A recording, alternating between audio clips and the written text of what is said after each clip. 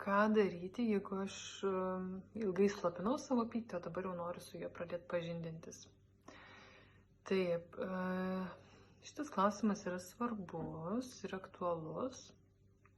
Svarbu paminėti, kad bet koks elgesys, bet kokia elgesio strategija, kurią mes išmokstam gyvenime ir santykė su pykčiu, tai yra mūsų apsauginė funkcija. Mums jos reikėjo ir galbūt vis dar reikia. Tai mes negalim tiesiog nusimesti tos apsauginės funkcijos, tarkim, mūsų apsauginė funkcija būdavo, nutylėt, dėl šventos ramybės, nieko nesakysiu, ne?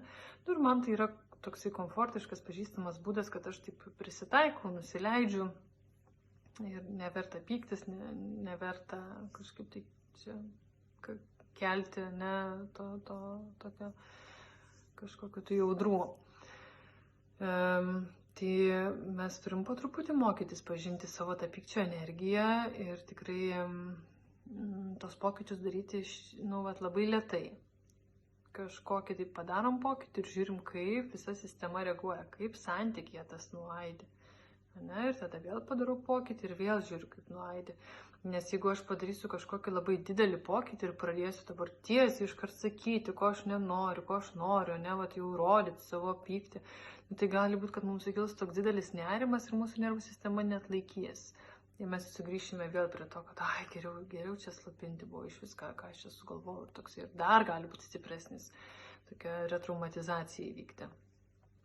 Taip, kad mes turime labai po truputį daryti tos pokyčius ir pirmiausia iš vis pažindinti su ta pykčio energija patys. Kas tai yra, kaip tai reiškiasi kūne, kokie čia būna tie pojūčiai, kai aš supykstu, kokie tie emociniai signalai, ar tai yra susierzinimas kažkoks, mažus tokius momentus, kada man kas nepatinka, kažkaip biškį lyg susierzinau, biškį lyg tai gal pradėjo mintis kažkokios suktis man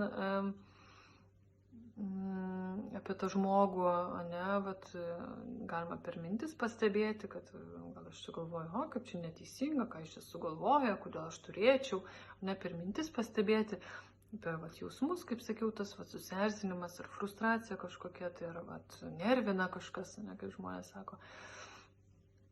Ar per kažkokį pasipriešinimą, kad nenoriu to daryti, tokia per pasyvią agresiją būna išeina dažnai, kai mes aktyviai neišreiškim, ko nenorim, tai išeina per pasyvią agresiją, kad mes pradedam užmiršti kažką, tai vėluoti kažkur, tai arba tiesiog nepadaryti, nors žadėjom, atidėlioti, čia tokie visokie, arba sarkazmas kažkoks, juokeliai, tai yra irgi per pasyvią agresiją išreiškim savo pyktį.